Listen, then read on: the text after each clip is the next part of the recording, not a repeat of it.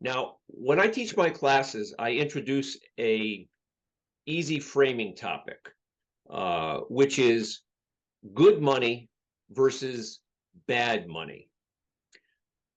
Good money is money that acts as both a battery and a time machine.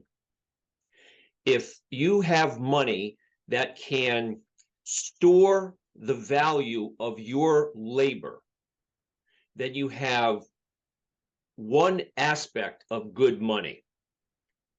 But the second one is more important than even the first, and that is, can it preserve its purchasing power over long spans of time? And over the grand sweep of history, there have been only a few good monies that have been able to accomplish both being a battery and a time machine.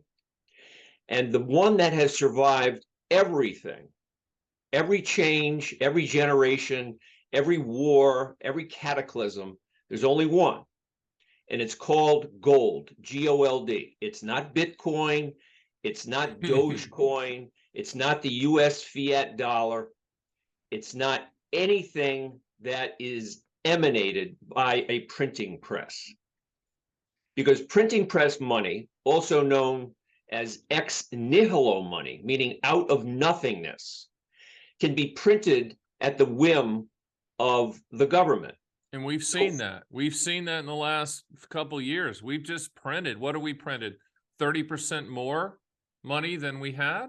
Well, one interesting statistic is that from the beginning of the Republic in 1789, remember the Constitution is when the Republic began, and that was in effect as of 1789. From 1789 until 2008, the total emanation of currency by the United States government was $800 billion, not even 1 trillion.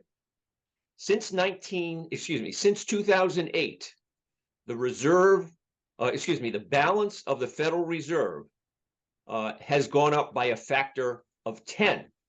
10 times more money has been created ex nihilo, out of nothingness, in the last 13, 14 years than were created in the first 200 plus years of the United States. That gives you some understanding of the valuelessness of the fiat dollar. Now, Stan, I sent you an interesting slide that I use in my classes, and I constantly update this slide.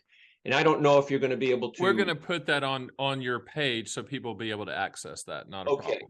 Now, what this slide describes is 2 points in time.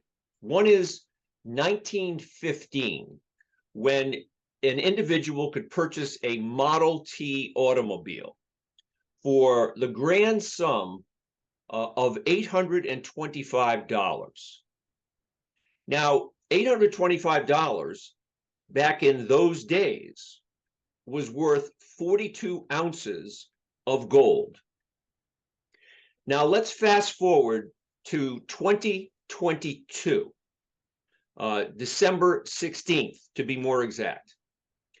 I checked just before you started to record this, and the price of 1 ounce of gold was $1,787. And if you converted that to the equivalent of the car, now let's take the Model T in 1915.